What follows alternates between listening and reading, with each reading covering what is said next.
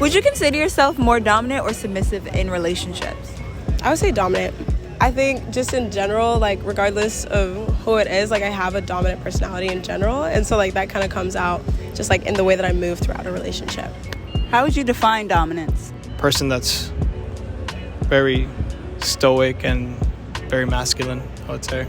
You kind of call the shots, you know, like what position, like what you want to do, like what's, like I said, you kind of just call the shots and she kind of follows if she's comfortable. Being submissive in the bedroom is not a good thing. It's just like you're gonna drop that pussy as quick as possible if you're like not like leading the interaction, so. Guys gotta realize like, yo, you just gotta make a woman feel right and she's gonna naturally do what she wanna do for you. All right. Welcome to another episode of Both Sides of the Bed. Welcome. And today, we're going to talk all about relationship dynamics. Are you a dom? Are you a sub? Or are you a switch? Now, I know when the listeners hear that question, a lot of things run through their mind about what they may potentially be or what they may not be, what resonates with them and what doesn't resonate. But as we know now, in doing this for over 3 years, that no matter who you are, where you come from, what your background is, that you're either a dom or sub or a switch. Yeah, I think there's just that natural aspect that we fall into, whether it goes really, really deep down the waters or if it's just, more on the surface. And those dynamics are there anyway. And I think that knowing them and identifying them, it will really help to strengthen a relationship and also to know how to navigate it better. Yeah, I think that's exactly what it is. And I think it's crucial, really, that you recognize which one you are so that you can more quickly learn how to navigate your relationships better. And it's one of those things like this, similar to, what we talked about in love mapping, and understanding yourself and your partner more so that you can have a more fruitful relationship. And so by understanding who you are at your core in terms of your personality type and putting one of these categories on it will help you figure out so much and how to lay the foundation for how you will move in your relationships with your partner, what your goals are in your relationships with your partner, what your desires are in your relationships with your partner. So I think this is a crucial conversation. Yeah.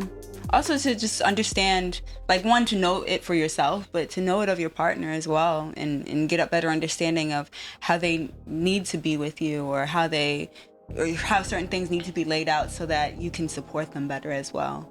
Yeah, because by identifying your personality and their personality, you will understand how to relate to each other. Yeah. And without that understanding of how each person ticks at their core and how you tick and what your needs are, there's no way that you can truly be doing this the right way. There's just no way. It's funny that I say that now, though, because in my not so distant past, I had no idea really what any of this was about. And I'm just trying to think, like, trying to operate in my relationships, not even knowing that I need to care about this, let alone what it is. I don't know what it is. I don't know that I need to care about it. I don't know how to identify who I am or what my partner is. I was just out here just, doing some shit. Yeah. Just doing some shit. So I'm excited about today's conversation. I think that we all will benefit from it, us included, as we break these things down, because I was really enjoying the research and putting this episode together. It really got the gears going again for me, and really helped me to reconnect in a lot of things that are important to me as a dominant. So I really think that everybody's going to really enjoy this episode. Yeah, let's get into it. So we definitely want to preface this conversation by saying that in the world of BDSM, this is where, that DS dynamic kind of stems from. But though it is kind of source and originates from there, that's not the only part of it. The kink parts of it are just a small part of what it means to have a dynamic, and having a real flourishing DS dynamic goes so much deeper than sex and kink. It goes so much into who we are as people, what we need from our relationships, and how we can be better functioning. And I think my favorite part about it is just the self-discovery aspect, and also once you discover it, that self-understanding of really knowing this is what I need in order to be a positive light in this relationship. This is what I need in order to function better as a person. And it just goes so much deeper than most people think. So I say all that to say that kink is just one part of having a dynamic, and you can fully be enthralled in a dynamic without necessarily being involved in BDSM in any way. Yeah, I think it's a crucial point to make, in that when people hear about dom, when they hear the word dom and sub, you know, especially nowadays with it running rampant on the internet, when everybody's talking about being a dom or a sub, and these are just very buzzword terms, that we immediately go to 50 Shades of Grey. We immediately go to bondage and impact and collars and unfortunately abuse. Yeah, and abuse, a lot of abuse. Yeah, it doesn't have a space in this area. Yeah, and it's just the very intense Hollywood out versions of these things. And, you know, so I don't want people to get the information convoluted and where we're about to take this, because as much as it can be those things, that's just a small aspect of what this truly means. And if you truly tap into what it really means, I think it could really benefit your relationships. And there's so much personal growth that I've gotten out of identifying as a dominant, and so much that it's called from me as a person in my whole life, you know. So taking the bedroom out of it, the bedroom is maybe 25% of it max, but I would even say 20. I would even say 20, at max. But the rest of it is identifying who you are and how you want to move in this world. What's seeking to emerge in your spirit? What's in your DNA? Like, I feel like in our DNA, we're kind of stamped with one of those, based on like our environment, our upbringing, whatever is going on in our world that inspires us to tap into one of these energies. It's kind of gets embedded into our DNA. Now that can change over time depending on what's going on in our outer circumstances, what our world looks like, the people that we interact with, what do we like, you know, in the same way like how our taste for food may change. There might be foods that you liked when you were 8 or 9 years old that you do not fuck with at all when you're, 30.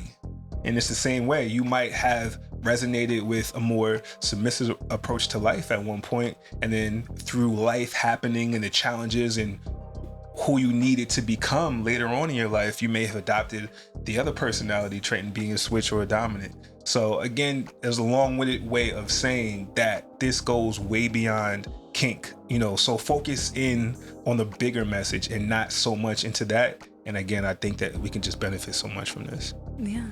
Let's talk about submission first. I think submission gets such a bad rep that I want to tackle that one first. Sure. Because when people hear submissive, they automatically take on a negative connotation as weak or less than.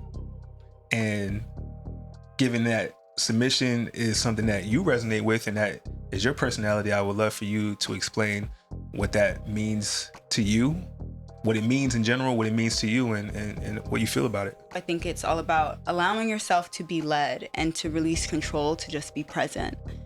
And I think my idea of submission has completely seen all phases of the moon at this point. And I think that at first I was just very eager to indulge in it because it's not something that I ever was able to do. It was always something that was so enticing to me and that I loved and I thought was so sexy and so beautiful. But just in my everyday life and just with the dynamics that I had with my family, just submissive, light, going with the flow type of energy just wasn't a possibility for me or that I allowed for myself. So I had to be very dominant in most things when it came to work, when it came to school, when it came to trying new things, moving across the country, then back. It was just, I had to lead with such dominance. So coming into this relationship, when you asked me to try this out, I was so excited to, but just did not know how. But now to me, it just looks like just allowing and just like fully trusting. Just fully trusting whatever scenario.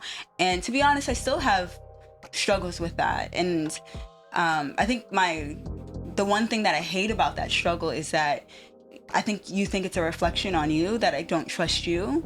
And it's not that I trust you so fully, but it's more so the lack of trust that I've had in other people, where I thought like, oh, okay, you can handle this, and it just was not handled. The handles were not handled in any certain type of way. So it's like I always had to have my foot in the door in some type of situation. So I never could fully let go.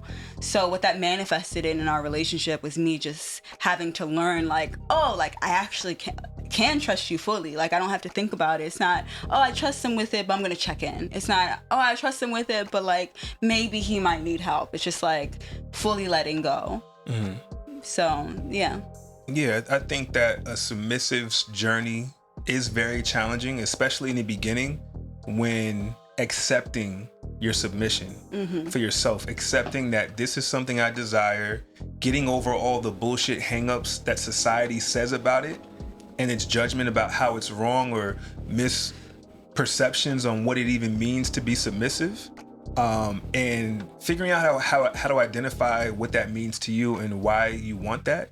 That's a challenge. It's hard to say this. I want to give of myself so much to someone else and give over my power to someone else and trust that they got me.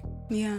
And it kind of goes to a bigger question that, like, why would a submissive want to be a submissive? Why would they want to give over their power to someone else and not be in control of that? I would love to step in. I don't think it's necessarily a giving up of power. I think it's a transition of power, because I don't feel powerless in this dynamic. I don't feel like I have no power here, but it's allowing my power to be placed in somebody else's hands. Yeah, it's a giving over of it. It doesn't go away. I think giving over is very different from giving up. Well, giving over, If I said giving up, giving over of your power, because there's power in giving it over.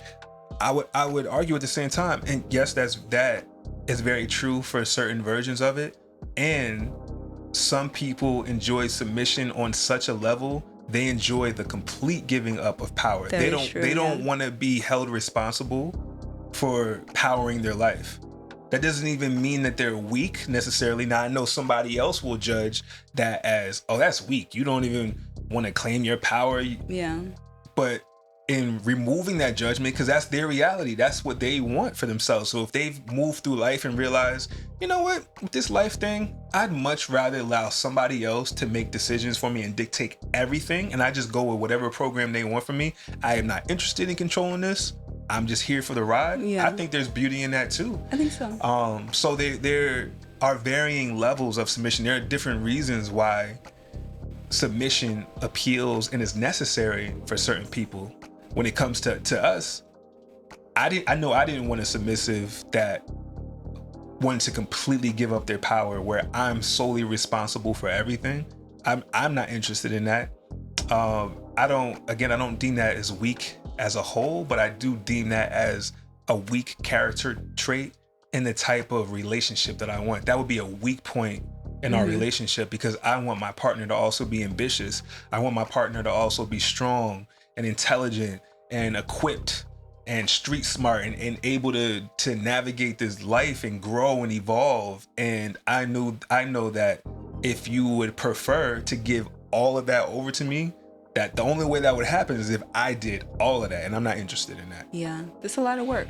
Yeah, I think it's a lot of work, and I don't think that someone who does give it up is not wanting to do the work or lazy or anything. It's just a different type of dynamic. And I think that my idea of what submission is was very much that, and it very much did not resonate with me. Like, I'm the type of person, I like control. I like to know what's going on. I like to be involved with what's going on. I want to help make the decisions. I want the decision to be unanimous and made together. So just the giving over of complete power has never really, to that extent, has never resonated with me.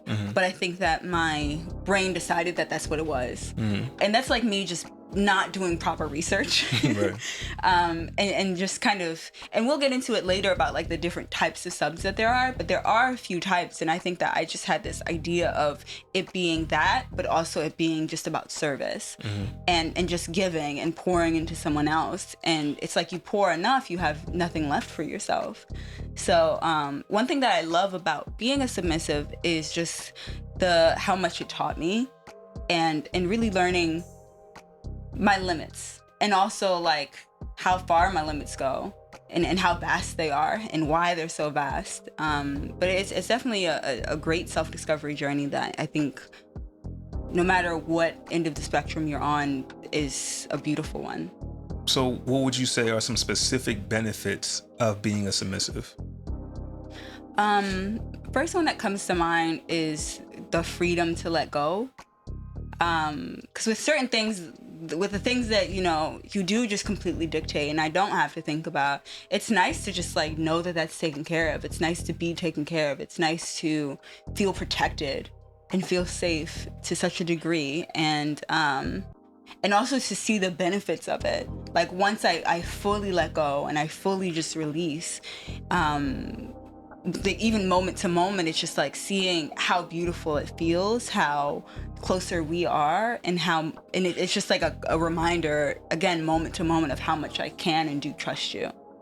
And that's a good feeling to have, you know, that type of just trust in your partner, that type of love in your partner, where it's just like, you got me, but like, you really got me. Even when you're mad and I probably don't deserve it, like, you still got me. And that's such a benefit. Another really big benefit for me has been, I've been given the space to just really focus on myself and focus on like, okay, well, what do I need?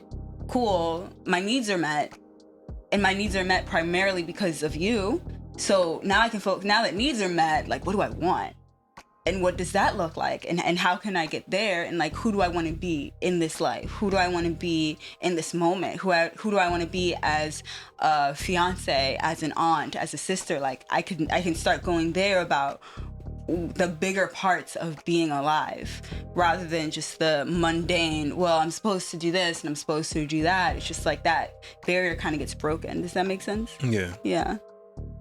In addition to that, would you say you get enjoyment purely in the act of giving over your power in a specific moment? Does that within itself, without the outcome on the other side of it, is just in the doing of, oh, I told you this, so you want to do it because I said so, and you know that that's what I want and that will make me happy. Does that make you happy? Yes. The service of it. And it's even as you were saying that, when you first started that question, my answer was no. And it's because I don't necessarily feel like, I don't get a high, I don't get off on letting go, but I get off on serving you and making you happy and adding to your life and serving your life in that way. That does it for me. Mm-hmm.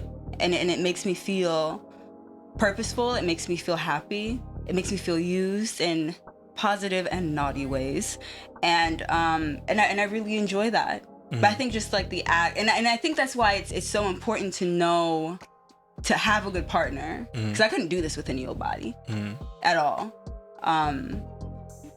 1000%, I couldn't do this with just any old body. I'm just trying to think back to just like people I've been in situationships with, and just like, absolutely, I couldn't even consider it.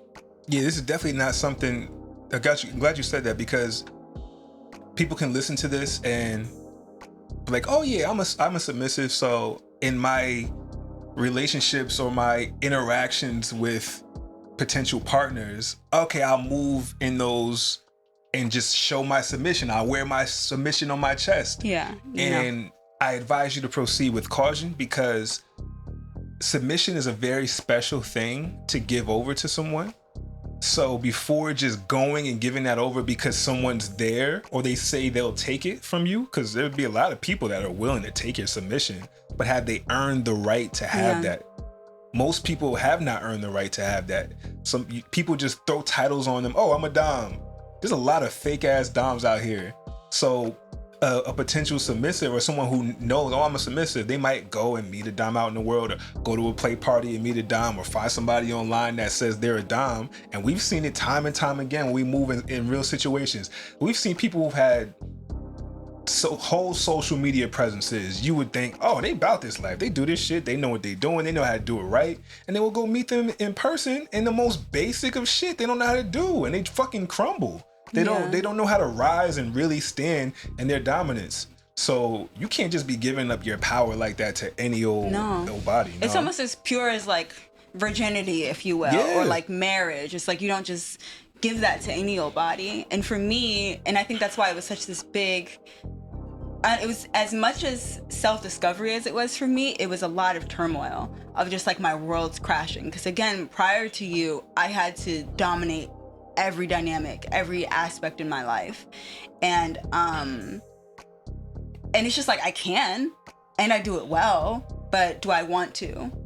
And no, I don't necessarily want to. And that's why I love being in the space with you, because I don't have to. And in not having to, I'm able to just be myself. Right. And what is myself? Myself is like super feminine and super soft and very strong, but I want to be strong, and I want to be dominant in the aspects of my life that will help me be a stronger person and a stronger woman.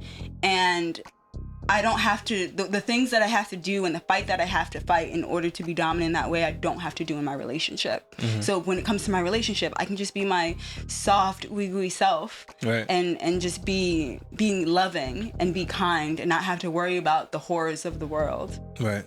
But the reason why I asked you specifically on what appeals to you about the submission is because even now, like I need to understand your motivations behind it and what truly brings you joy or gets you off about it, because those are two different things.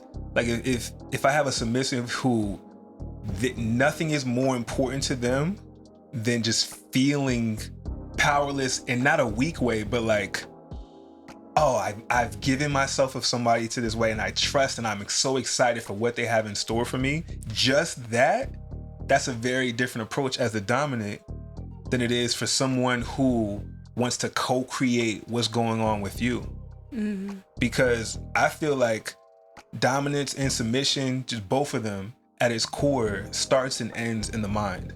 Yeah. So I argue that it's even deeper than someone losing their virginity. It's even deeper. A submissive giving their submission to a dominant is even deeper than losing your virginity, because it's your mind. Yeah. It's your mind. Virginity is your body, like you said. Submission is the mind. Yeah. And so ultimately, as we continue to evolve and grow and immerse ourselves deeper into this, like at the end of the day, like I want to have your mind. Like I want to know that I control your mind. And I know when people hear that, it's like, oh, that sounds problematic, or it sounds like some toxic, negative shit.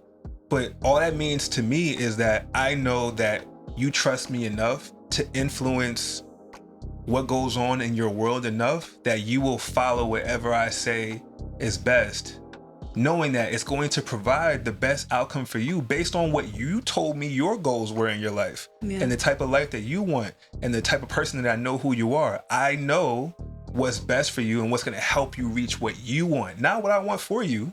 What I want for you is only to help make sure that what you told me you want is going to happen. So I want to know that I have enough power over your mind that what I say will happen, and that we can just move forward in the place that we want to go. And I think that what you said is just so real and so powerful, and also I can understand the controversy in it.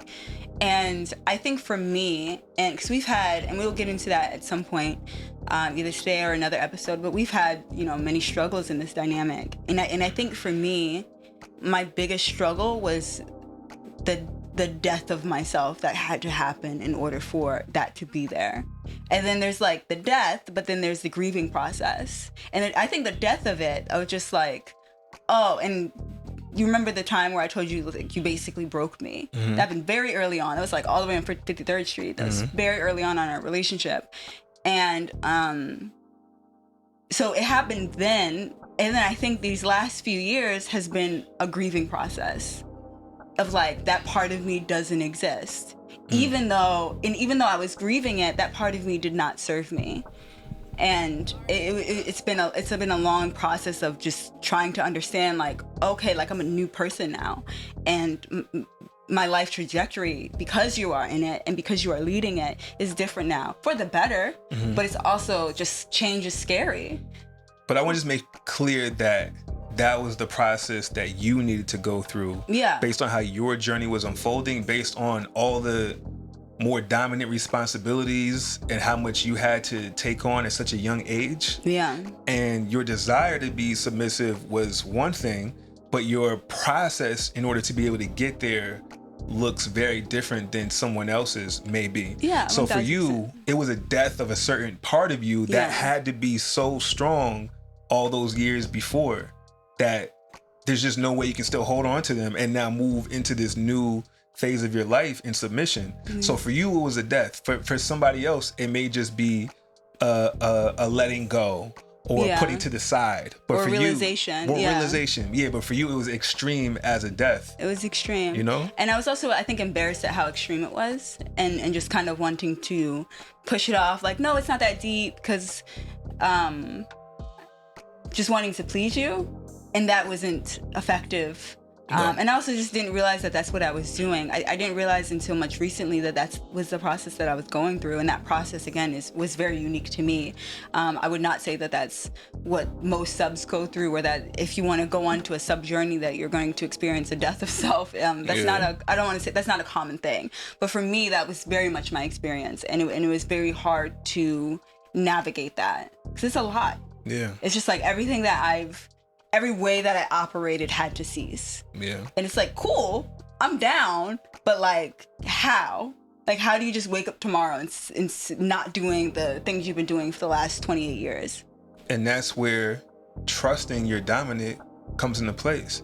Because once you made the decision that you trust me and you're handing this over, like visualize you actually handing over yourself to me.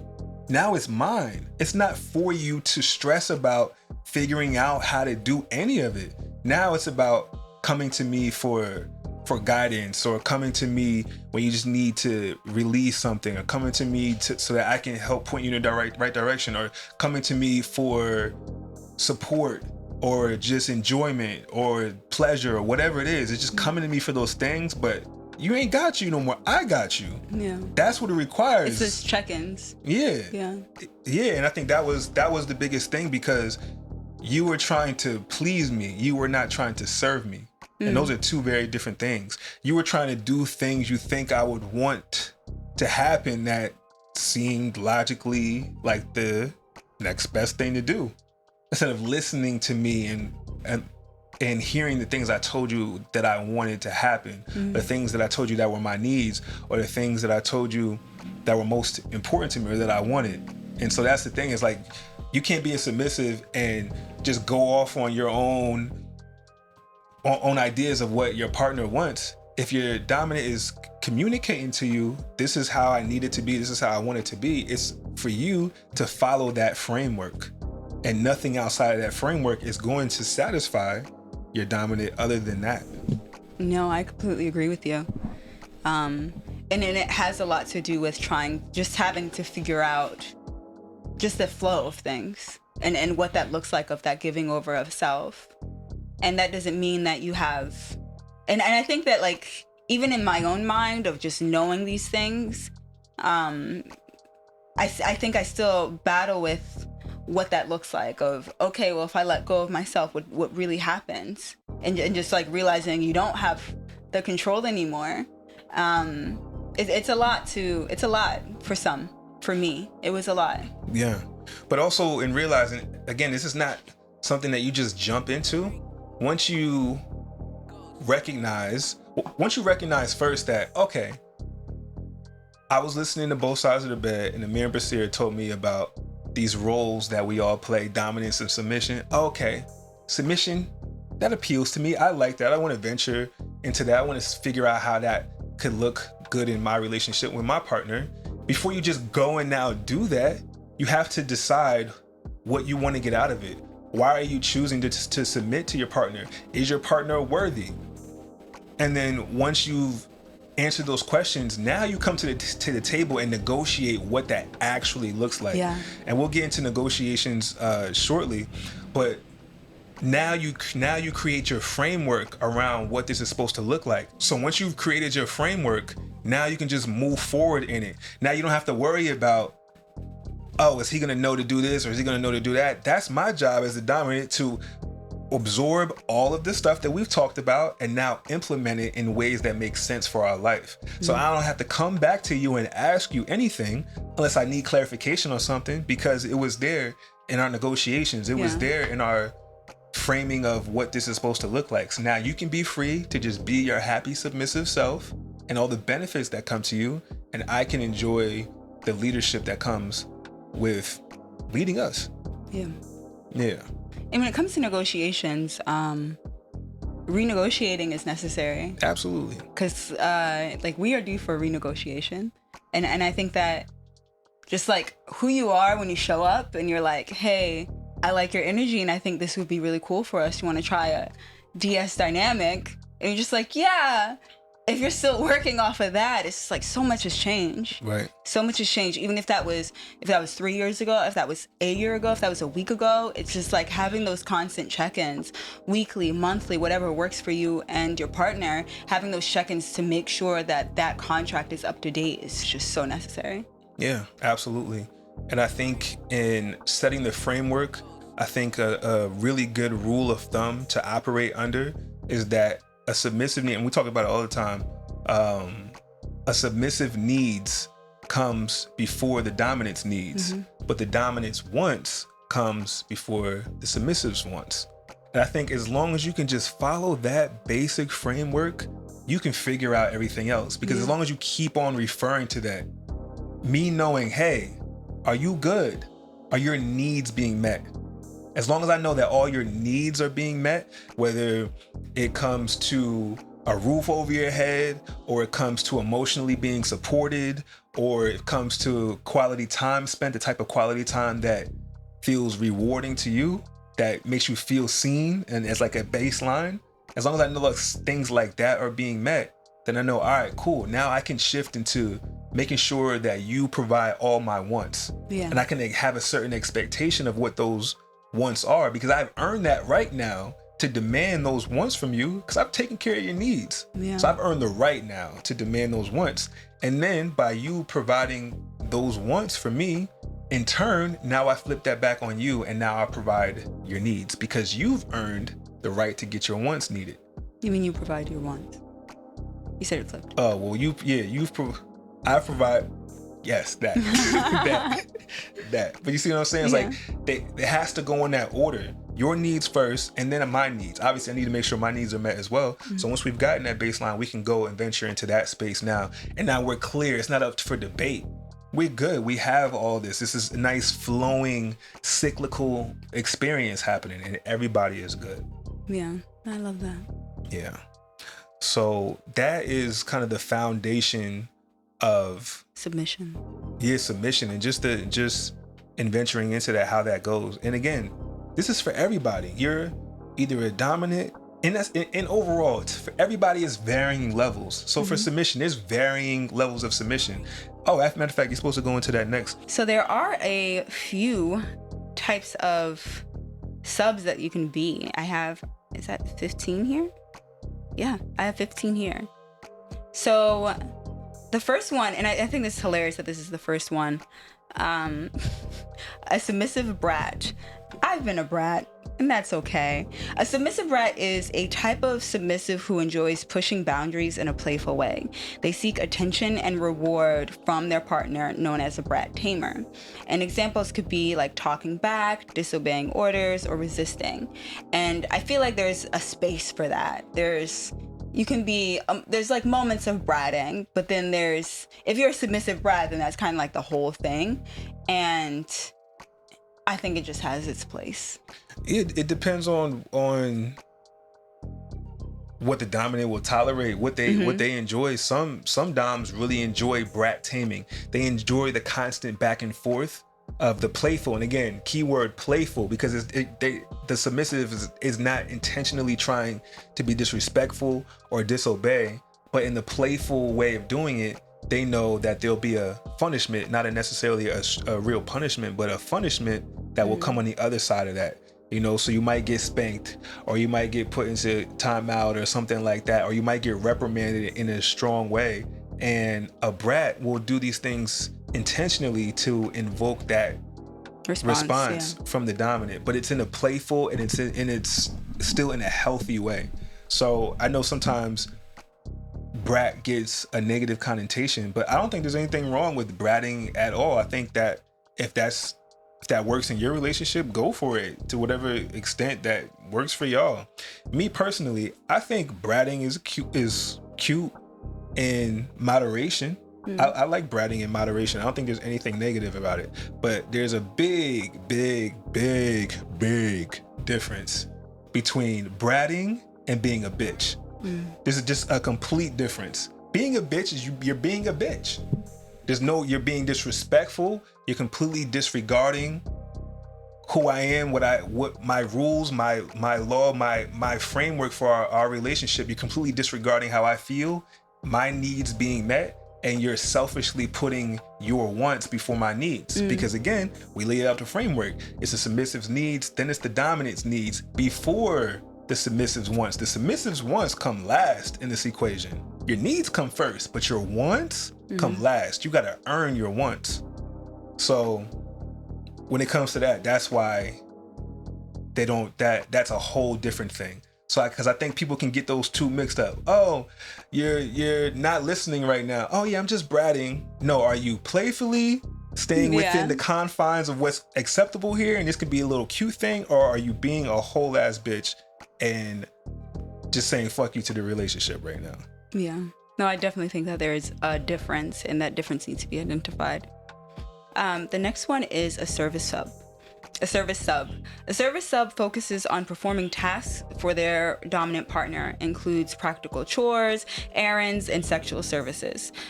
Unique tasks like acting like a human furniture or dressing the dominant are also options in servicing, and other examples can be as simple as cooking, serving drinks, cleaning, and planning events.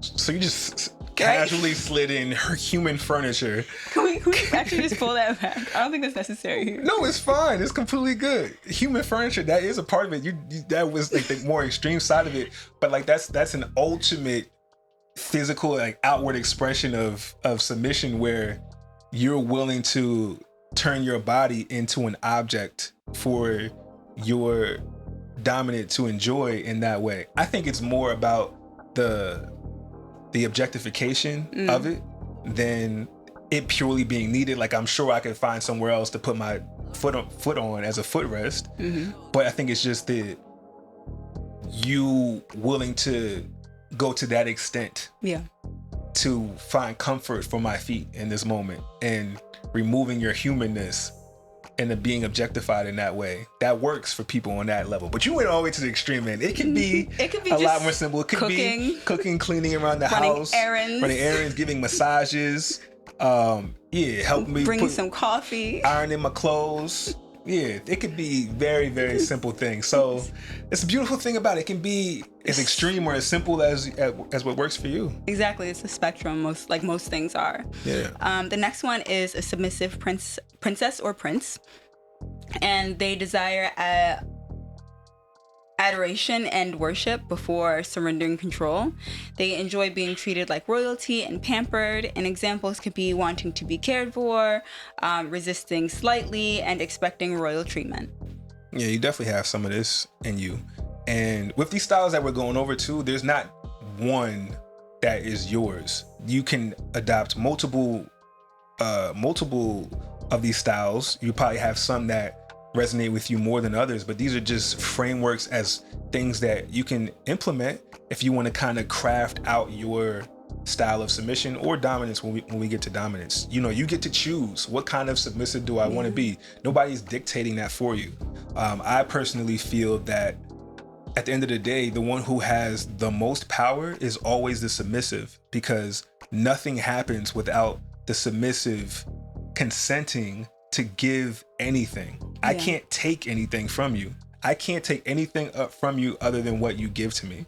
So if you say, no, this is not okay, there's nowhere in there that I can coerce that out of you. It's just a no. But on the flip side, with me, I can tell you what I want to do and what I don't want to do, but unless you have given me that consent, I can't do shit. Yeah. Or we're treading into toxic violation waters that are complete red flags. You know, so if you're in a relationship now, if you know that you're the more submissive partner in your relationship and you're doing things for your partner that you don't really want to do, but because that's kind of your role and you're giving that to them, but it's not what you want, no. You need to take back your power and then see how your dominant responds to that. And if they don't respond accordingly, then you need to ask yourself and ask them some questions about what it is that we're doing here, because my needs come first. So I wanted to be clear about that. And also that we said princess or prince, because submission automatically gets thrown onto women as if women are the only ones that can be submissive.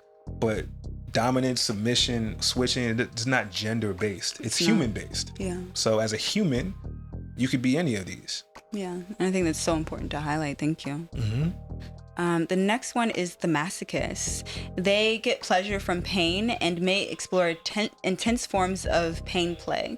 They enjoy misbehaving to encourage physical punishment. And examples can be enjoying play punishment, I don't know why I can't speak, enjoying painful kinks, and asking for more intensity. So what do you think about masochists? What do you mean? What do you think about them? I think that they're masochists. I don't think there's another word for a masochist. They're intense. They're I think just enjoying pain to that level is very fascinating. I like dabble sometimes, and I'm like, sometimes I'm a masochist, other times I'm like, no. Yeah, it took me a while to understand why a masochist would want to be a masochist. Yeah. I didn't understand why someone would enjoy receiving pain until I understood why me as a sadist enjoy giving pain. Yeah. And it's this nonverbal, there can be speaking involved in it, but at its core, it's this nonverbal communication and power exchange where, I mean, you gotta just be into these things. Like, I enjoy the giving of consensual pain. Just that in itself does it for me. And so having someone who enjoys receiving that, because whether they enjoy the actual pain, the physical response of pain that comes over their body, or they enjoy making me happy and knowing that I enjoy giving pain. I enjoy both of those for different reasons. Yeah. But yeah, masochists are different. Very different. It does transcend beyond the bedroom too. I think that a masochist can enjoy in just everyday life. Like, a masochist can enjoy maybe being verbally like yelled at, for instance. Like, they know they did something wrong, or they didn't rise and do what they were supposed to do, and then the dominant yell at them. That might be something that they enjoy because they got put in their place. It hurt in that moment. Emotionally, it hurt them, but they know that it's going to help them grow.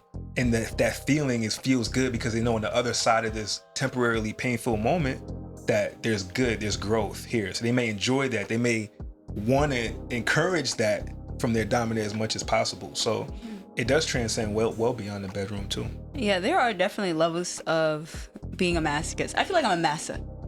A massa? Like a massa, not a masochist. I think that, like, I definitely like even what you're saying about that. Like, I love that accountability. Like, if I'm just not rising, I like to be told, I like to be put in my place, and I like to be like just getting stronger on that path. And I also don't like to be yelled at. Like, don't yell at me. Like, who you fucking talk to? Is like my first initial reaction. And even like in the bedroom, it's like, I love that giving because I know you enjoy. But sometimes that shit hurt. Like, it's a lot. So and there's also just like pain tolerance that goes into that. And it's like once it's past my tolerance, it's past my tolerance. And that goes with, you know, any old thing. But I do love it. Maybe not as much as like, I don't know. I've met real masochists, like strong on the other spectrum of masochism than I am. So I don't want to like dismiss myself and be like, I'm not that. But there are just stronger versions of it that I am not. It's definitely levels. Definitely levels. I've seen some crazy levels. Yeah, me too. But I will say that, because I know you said that. Like I'm a princess masochist. And then those things just don't really collide well. Well, I know the challenge with you is that, yeah, you might want to be told when you're not doing something and called out, but I think that your challenge is being open to receiving it in a way that may not be the way that you want to receive it. Yeah. And realizing you don't have say in how you receive it overall. You can communicate what you enjoy, and I can take in that information, and when you deserve it, I can wrap things up in the extra bows and ties that you like because you deserve it. You've earned me making sure I communicate it in a way that you enjoy. But my ultimate job is to make sure you get the information in a way that is going to be effective and to be very clear and be very true.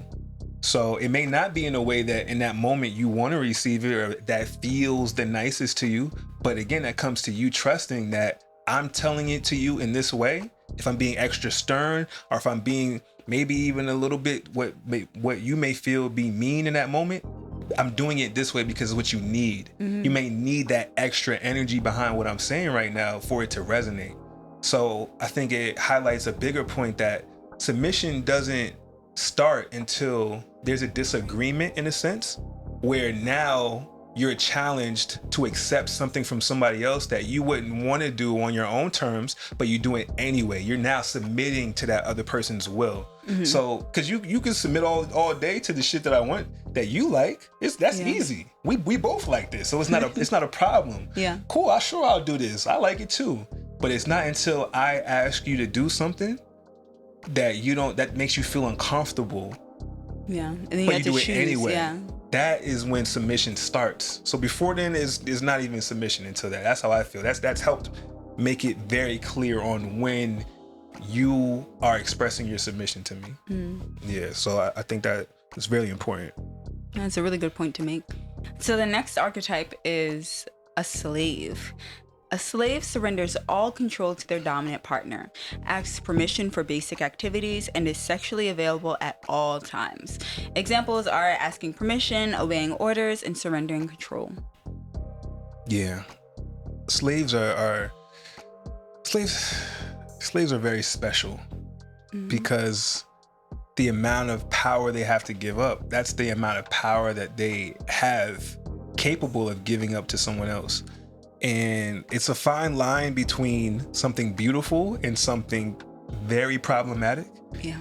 But in the right hands, having a slave can be an amazing experience because it just doesn't happen all the time. Yeah. We're just taught in our society that, well, number one, because of the word. Now, I like the word slave when it comes to this because it does tie into kink. And like, we said, kink is its own thing, and we haven't, ventured so much into the sexual side yet because we will.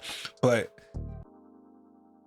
I like it because we can get to play with certain words and kind of break norms. Because, I like to just give reality a big fuck you as many times as I can. I don't like to operate. Taboo. Yeah, I don't like to operate in, what's normal and what's okay and what's acceptable. I like to just do whatever you feel today. You feel like being a slave for your partner today? Be a fucking slave, and have fun with that. And that way we can break the power that certain things have over us. Like what society puts on us as what we should do, what we shouldn't do, who we should be, what we shouldn't be, what shit means, what it doesn't mean. By even being able to use a word like slave helps break through all of that and just completely disregarded. But I like slave specifically because it's a complete giving up giving over, not up, but giving over of the power. So what that looks like is, yes, here, this is my life. Here you go. Whatever you want to do with my life, I trust you. I like the way your life looks. I trust the way you put your life together. These are the things I like. So you have an idea. But here's my life. Yeah. Now run it for me. And I'm here to help you in your life however I can, in any way, all the time. There's nothing to negotiate. Don't ask me any questions, because it's whatever you say, because I like what you say, because you're great. Yeah. And it's that.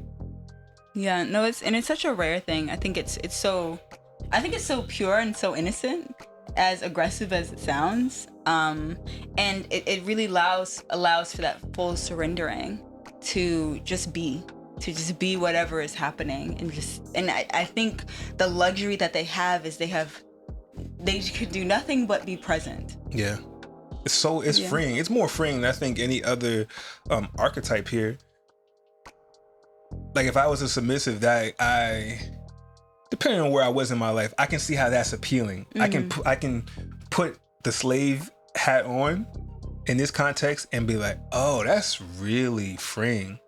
You don't have to think about anything. Like literally moment to moment, day to day, you don't have to think about anything. Somebody else is able to make those decisions for you. So just the release and just the ability to just be, it's almost like how monks live in caves and they just be meditating all day because they just want to be. You almost get to replicate that. I know I'm comparing something, a monk to a submissive slave, but it's similar in that way. You can just be and allow for the moment to take you where it takes you. It's funny you say that. What it took me to was actually like being more childlike. Of like you are at the whim of whatever an adult is telling you what to do. And we all remember being a child and like, when I'm an adult, I'm going to do this and this. And then we get to adulthood. Right. And then we're like, oh, this is ghetto. Right. So like to be really present in that. And I think that those who are in this archetype may have that capacity to just be in that childlike state more often and just have that freedom to just be present. So that's all we really want. That's all we really want. I agree. There's levels to it. The next one, these two just sound crazy. The next one is a pet. And a pet takes on the role of an animal pet, such as a pony, a puppy, or a kitty. They wear costumes and accessories, they obey simple commands, and examples are wearing costumes, posing and moving like an animal, and cleaning themselves. But it doesn't have to be that as well. Those are really cool, like, again, on the more extreme side, but you don't have to wear costumes. You can just be your normal, regular self, wear normal clothes, but it's really about the mentality behind it. And when it comes to a pet personality resonates with me because I understand the companion aspect of it.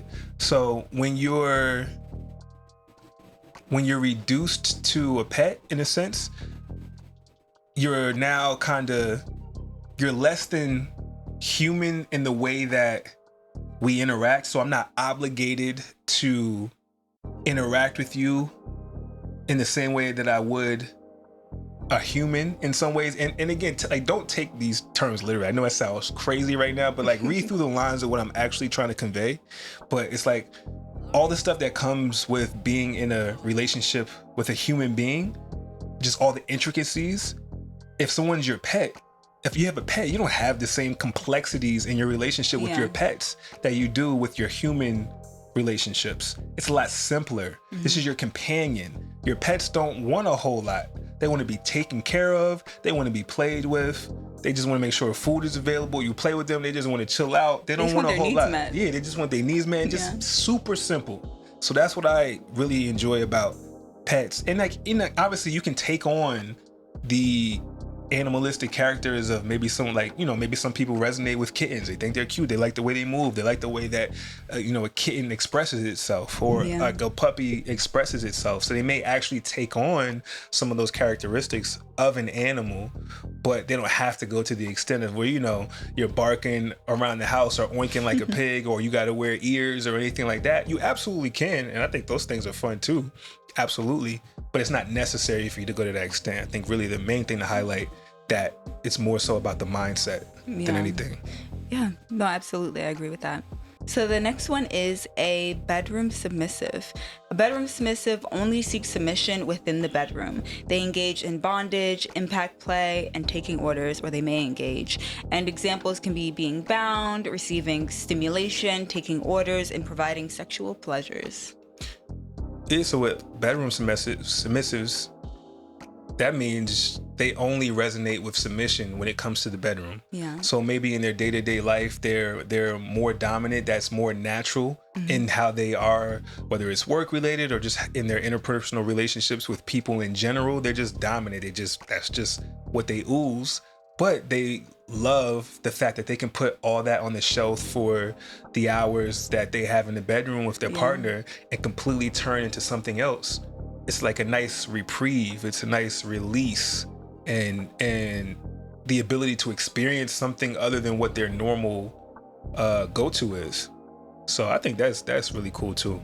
Yeah, I think it's also more common among like people in like CEOs and like big bosses, like in those types as far as work goes, but also just like the breadwinners of the family. It allows for them to have that reprieve and just to be present and to let go and not have to worry about anything else. Yeah, that's good freedom. That's true freedom right there.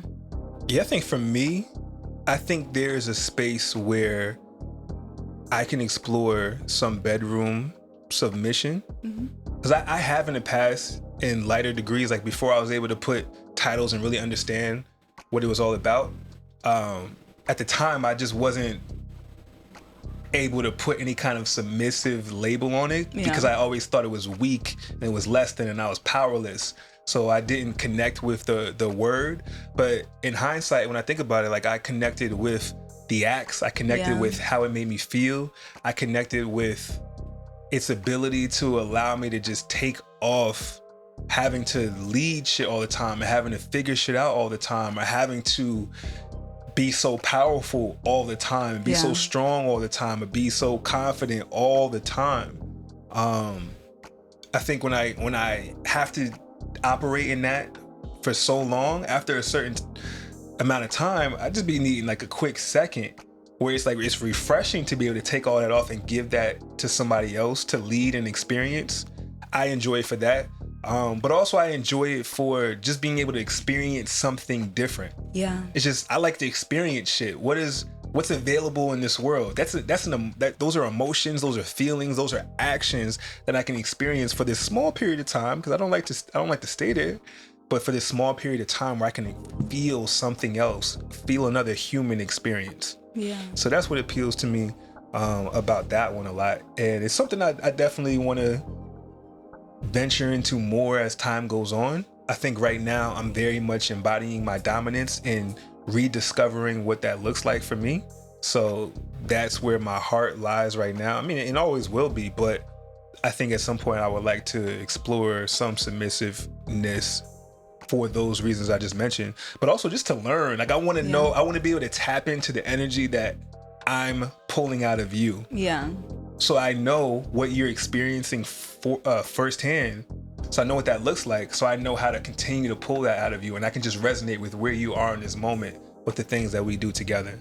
Yeah. And I think that's so important to have that perspective. Because I think so many people are just in any type of role, and it doesn't have to be a DS type of dynamic. Knowing what is being projected onto someone else because of your actions is really important, and it allows a level of is it empathy or sympathy? Empathy. It allows a level of empathy that you otherwise wouldn't understand, and it allows you to grow in that way and strengthen your partnership in that way, because you know like what they are actually getting into. Mm-hmm. Yeah. And as an added fun one, because we know people like to get some money, this one is a fin sub, or financial submissive. This one gives control of their finances to the fin dom, pays and obeys their financial dominant, and examples of that are paying the dominant, being humiliated, and providing financial access. Yeah, so that's a real thing. I think that there are, especially men, who get off on just giving their money to support somebody else. And now that can vary as well. That can be just like somebody just enjoys serving someone in that way. Like my finances are able to fuel your life. I enjoy that. That brings me pleasure. That brings me satisfaction. So I will fund your life. Typically they're in a position where they can do that comfortably and everything's fine. And they just get off on that, the support of another. And then it goes to more extreme levels where I don't, it doesn't resonate with me. I don't get it, but I'll never kink shame, but like people get off on being milked dry by somebody else. I can't explain to y'all why that's the case. If someone is a fin sub and would love to explain that to me, I would love to understand the mindset and the ideology of why you would like somebody to make you broke. But some people, to the point where like their bills aren't paid, like their lights fucked are cut up. off. Yeah, they like that shit. So I think that was good that we highlighted that, just to know there's people out here that's a thing too. So if that's your thing, now you have a title for it. Yeah, if you would like to fund, let me stop. The next one. Well, that's it. Oh, okay. So what would you say are some challenges of being a submissive? I think the biggest challenge is two. One, just the letting go of it all can be a challenge, especially if you're someone like me who it's like it's there, like it's natural. It's not like you're efforting to be something that you're not. But sometimes just the letting go can be challenging. And also the understanding where you fall. There's so many different ways, and these are just a few that we named. Knowing where you fall in it, and I think just knowledge is power. And when you know, like, oh, okay, like I'm a princess, I know exactly what this means, I know what this entails, and I know what behaviors are common within these, then it just helps you to express better. It curbs expectation better. And I think those two are really big challenges. I think for me, a challenge again was just fully letting go and just trusting that I don't have to be so on it in order for things to happen with ease, or for things to just happen. Yeah, that is the plight of a submissive. I think the ultimate goal, the ultimate challenge, the ultimate thing that you will have to confront in your submissive journey is the letting go, is the giving over of your power to your dominant. That's some scary shit. That's scary as hell. Half the time we can't trust our own decisions, let alone the decisions of another for our lives. So yeah, by far that's the number one thing. So if you are in a space where you're having challenges with giving of yourself in that way to your dominant partner, just honor that. It's okay. You're human. This makes a whole lot of logical sense of why this will be an issue for you. So if that's the case, just embrace it, communicate it to your partner, dive into what's coming up for you and why you can't take it to the next level. And through that, you'll come to new realizations, new spaces of growth, but embrace it. It's some scary shit sometimes. Yeah. So rewarding. Absolutely. And this is the one last thing I wanted to bring up, is just that managing that vulnerability and addressing insecurities and anxieties. I don't think I was ready for that one. Just like realizing how vulnerable I have to be to show up in those spaces. Even if it can be something from just showing up and saying like, this is what my issue is and I need help with that. That's being vulnerable. Like, you're my dom and I need support in this way that nobody else knows about. That's being vulnerable. It could also be giving you like, this is what I expect from myself and I need your help in order for me to stay accountable in doing that. And then when I'm not accountable, getting yelled at or reprimanded, especially in a way that's just not comfortable, like that's just being vulnerable in a very different way. And I think also just something that I battled with was the anxiety of not being a good sub. And the insecurity in that. So there are challenges as much as there are benefits, but the benefits I definitely think outweigh the challenges.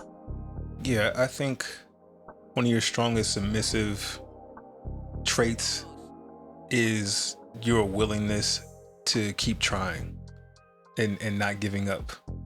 Yeah, like no matter how tough it's gotten and you trying to be able to give of yourself in that way, I think one of your strongest points is like your resilience and just keep on showing up, and your ability to communicate.